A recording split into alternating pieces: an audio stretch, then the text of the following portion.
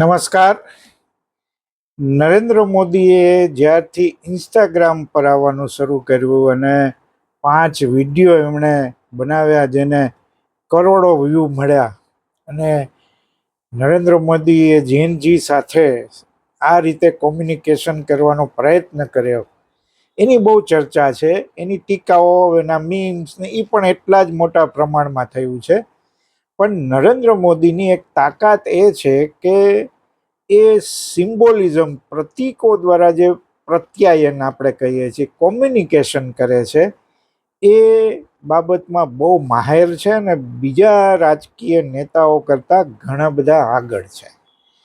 તમે ચાય પે ચર્ચાથી માંડી અને મન કી બાત સુધી અનેક એવા પ્રતીકો અથવા તો એવા આઈડિયાઝ છે, ટેકનોલોજીના આધારે એમણે લોકો સાથે સીધા સંવાદનું જે કામ કર્યું છે ને, એ બહુ રેર ગણવામાં આવે છે આજના પોલિટિક્સમાં. આવા નેતાઓ દુનિયામાં પણ એની સંખ્યાઓ ઓછી છે. પણ તમે વિચાર કરો કે ટેકનોલોજી નહોતી ત્યારે લોકો સાથે કોમ્યુનિકેશન કરવામાં કોણ માહેર હતું? એવો જો પ્રશ્ન પૂછવામાં આવે ને, તો એનો જવાબ એક જ મળે: ગાંધીજી. આજે ગાંધીજી અને સિમ્બોલ દ્વારા કોમ્યુનિકેશનની એમની કળા વિશે વાત કરી છે. બહુ ઇન્ટરેસ્ટિંગ આ વિડીયો છે, છેક સુધી જોજો. ગમે તો લાઈક, ફોલો, સબસ્ક્રાઈબ કરજો.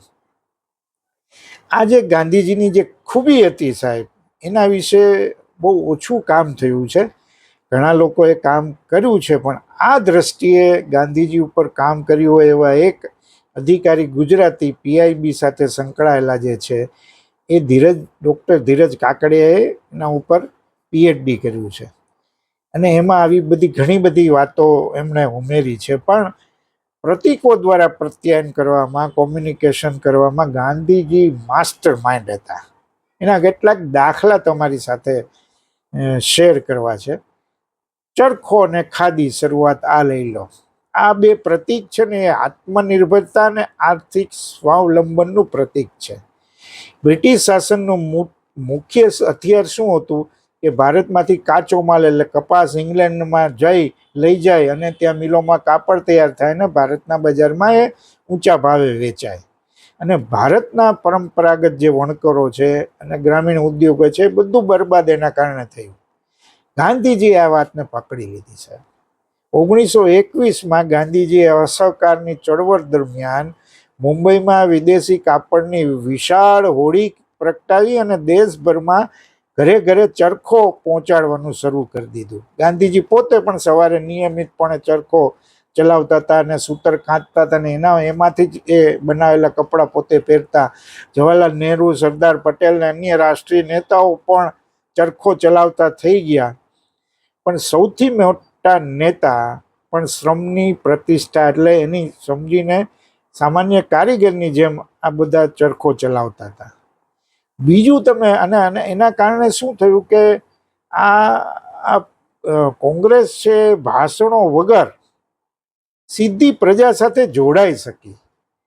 મીઠું અને દાંડી યાત્રા આ બીજું પ્રતીક છે. આ બહુ સમજવા જેવું છે. મીઠું એ દરેક મનુષ્યની જરૂરિયાત છે. પછી એ ગરીબમાં ગરીબ હોય પણ રોજ મીઠું જોઈએ. મીઠા વગર કોઈ વાત આગળ ચાલે નહીં ભોજનની. અને બ્રિટિશ સરકારે સોલ્ટ ટેક્સ લાવીને મીઠાના ઉત્પાદન પર કર નાખ્યો અને એની સામે આંદોલન થયું. અને 12 માર્ચ 1930 આપણે જાણીએ છીએ દાંડી કૂચ. 78 સાથીઓ સાથે એમણે દાંડી કૂચ શરૂ કરી. 6 એપ્રિલ 1930ના રોજ દાંડીના દરિયા કિનારે પહોંચીને ગાંધીજીએ જાતે મુઠ્ઠીભર મીઠું ઉપાડીને કાયદો તોડ્યો. આ પ્રતીકનું પ્રત્યાયનનું મૂલ્ય એ છે કે ગાંધીજીએ બ્રિટિશ સામ્રાજ્યના વિશાળ સૈન્ય બળ કે સંસદીય કાયદાઓ સામે લડવા માટે કોઈ જટિલ હથિયાર નહીં, પણ પૃથ્વી પર કુદરતી રીતે ઉપલબ્ધ છે સાદું ચપટી મીઠું પસંદ કર્યું. આ સાહેબ, આ કોઈને વિચાર નહોતો આવ્યો ત્યારે, ખાલી ગાંધીજીને જ વિચાર આવ્યો. અને આ કૃત્રિમ સંઘર્ષે આખી દુનિયાનું ધ્યાન ખેંચ્યું સાહેબ. એક મીઠી ચપટી મીઠું ઉપાડ્યું અને બ્રિટિશ સત્તાના પાયા હચમચી ગયા. આ તાકાત પ્રતીકો દ્વારા કોમ્યુનિકેશનની. ત્રીજું, સાદો પોશાક, અને એના કારણે જનતા સાથે સીધું તાદાત્મ્ય એનું થયું. નેતાઓને જનતા, આજે તો તમે જુઓ કે નેતાઓ જે રીતે કપડાં પહેરે છે એની ચર્ચામાં આપણે નથી પડવું, પણ નેતાઓ અને જનતા વચ્ચે સામાન્ય રીતે વેશભૂષા, બોલી અને રહેણી કેરી વચ્ચેનો બહુ અંતર મોટું હોય છે. આજે તમે મોટા ભાગના નેતાઓના બંગલાઓ જુઓ તો બધું બહુ જાહો જલાલી જાક જમાડ હોય છે. ગાંધીજીએ આ અંતર મિટાવવાનો જે પ્રયત્ન કર્યો એ અદ્ભુત છે. શરૂઆતમાં ગાંધીજી પણ સૂટ બૂટ અને પરંપરાગત એ પછી કાઠિયાવાડી પોશાકમાં રહેતા, પણ 1921માં મદ્રાસ, જે વખતે ચેન્નઈ નહીં મદ્રાસ નામ હતું, ને એક સભામાં એમણે જોયું કે દેશના લાખો ગરીબો પાસે પહેરવા માટે પૂરતા કપડાં નથી અને તેઓ માત્ર નાનું વસ્ત્ર પહેરે છે. આપણે ગાંધી ફિલ્મમાં પણ આ દ્રશ્ય જોયું. આ દ્રશ્યથી ગાંધીજી વ્યથિત થઈ ગયા અને એમણે કાયમ માટે વિદેશી તેમજ મોટા પોશાકનો ત્યાગ કર્યો એક ધડાકે સાહેબ, અને માત્ર એક ધોતી અને શરીર પર ખેસ ધારણ કરવાનું શરૂ કર્યું. આ છે ને સાહેબ, શબ્દ વિનાનો જે સંદેશ હતો ને એટલો શક્તિશાળી હતો કે ભારતના ગામડાનો ખેડૂત કે મજૂર પણ ગાંધીજીને પોતાના જ પરિવારનો સભ્ય ગણવા લાગ્યા. આ તાકાત. ચોથું શસ્ત્ર, ચોથું પ્રતીક, મૌન વ્રત. આમ તો મનમોહનસિંહને મૌન પ્રાઇમ મિનિસ્ટર ગણવામાં આવતા, એની ટીકા બહુ કરવામાં આવતી. નરેન્દ્રભાઈ પણ ઘણીવાર ઘણા મુદ્દે મૌન રહે ત્યારે એમની ટીકાઓ થાય છે, પણ ગાંધીજીનું આ મૌન વ્રત જરા જુદી પ્રકારનું છે. આધુનિક યુગમાં નેતાઓ સતત બોલે, નિવેદનો કરે, ચર્ચામાં રહે, પણ ગાંધીજીએ સાબિત કર્યું કે ક્યારેક મૌન એ બોલવા કરતાં પણ વધુ મોટો અને પ્રભાવશાળી રીતે સંદેશ આપી જાય છે. દાખલો તમને આપું, ગાંધીજીએ પોતાના જીવનના અંતિમ વર્ષોમાં અઠવાડિયામાં પૂરા એક દિવસ માટે મૌન પાળવાનો નિયમ બનાવ્યો હતો. મોરારી બાપુ પણ આ રીતે મૌન પાળે છે. જ્યારે કોઈ મહત્વપૂર્ણ રાષ્ટ્રીય કટોકટી કે વાટાઘાટો ચાલતી હોય અને ગાંધીજીનો મૌનનો દિવસ હોય ત્યારે મૌન તોડતા નથી. તેઓ કાગળ અને પેન્સિલથી ટૂંકી ચિઠ્ઠીઓ લખીને જવાબ આપતા. આ મૌન બ્રિટિશ અધિકારીઓ અને પત્રકારોમાં એક પ્રકારે ગંભીર આશ્ચર્ય અને આદર પણ પેદા કર્યા. આ પ્રતીક દર્શાવતું હતું કે નેતા અંદરથી કેટલા શાંત, શિસ્તબદ્ધ અને સંયમી છે. આ બહુ મોટી વાત છે. એમના 3 વાંદરાઓ બહુ જાણીતું પ્રતીક છે, પણ ગાંધીજીને જાપાનથી એક પ્રવાસી દ્વારા 3 વાંદરાની એક નાની મૂર્તિ ભેટ આપવામાં આવી હતી. આ ઘણા નહીં ખબર હોય. જેમાં એક વાંદરો આંખ પર હાથ દબાવીને બેઠો છે, બુરું ન જુઓ જેને કહેવાય છે, બીજો કાન પર હાથ રાખીને કે બુરું ન સાંભળો, અને ત્રીજો મોઢા પર આંગળી રાખીને બેઠો છે કે બુરું ન બોલો. આ સાવ સાદી સીધી વાત છે. ગાંધીજીએ આ વિદેશી પ્રતીકને અપનાવીને તેને ભારતના આધ્યાત્મિક અને નૈતિક આચરણ સાથે જોડી દીધું. સાહેબ, આ બહુ મોટી વાત છે. સત્યાગ્રહીઓ માટે તેમણે આને આચાર સંહિતા બનાવી. જ્યારે પણ ગાંધીજી પ્રવચન આપતા અથવા લેખો લખતા ત્યારે આ 3 વાંદરાનો ઉલ્લેખ કરીને તેઓ વ્યક્તિગત શુદ્ધિ અને સમાજમાં નૈતિક પ્રતિકારનો એક સંદેશ આપતા.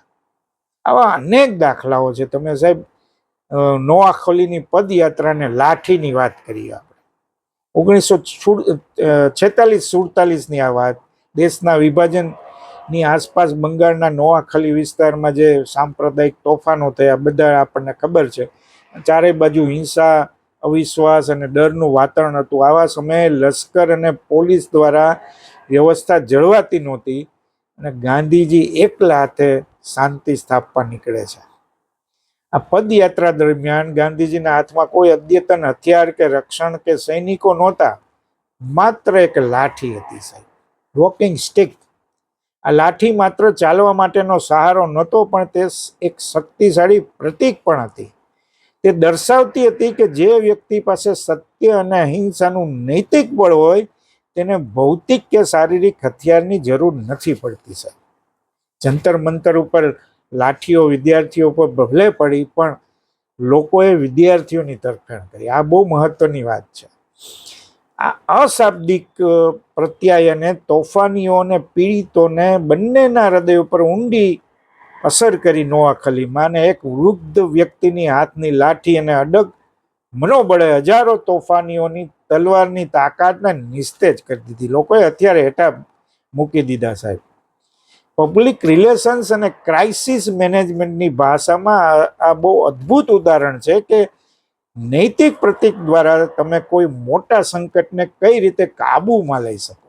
આ બહુ મહત્વનું. વિદેશી કાપડની હોડી, કાળી ટોપીઓ, તમે જુઓ કે 1921માં જ્યારે પ્રિન્સ ઓફ, મેં અગાઉ પણ કહ્યું, ભારત આવ્યા પ્રિન્સ ઓફ વેલ્સ બ્રિટિશ રાજકુમાર, ત્યારે તેમનો સ્વાગતનો બહિષ્કાર કરવા માટે ગાંધીજીએ દેશવ્યાપી હડતાલનું આહવાન કર્યું અને વિરોધના પ્રતીક તરીકે લોકોએ કાળી ટોપીઓ પહેરી અને વિદેશી કાપડની હોળી કરી. આ પણ એક બહુ બહુ મોટું હથિયાર બની ગયું અને એના કારણે વિદેશી શાસકો ઉપર માનસિક દબાણ ઊભું થયું.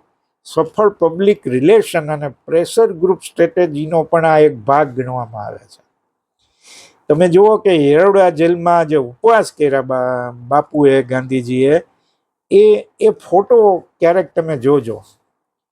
ગાંધીજી જેલમાં હોય અને બહારની દુનિયા સાથે સીધો સંવાદ કરવાનો કોઈ માર્ગ ન હોય અને જેલની બેરેકનું સાદું વાતાવરણ જ ત્યારે એમના કોમ્યુનિકેશનનું એક સાધન બની જતું.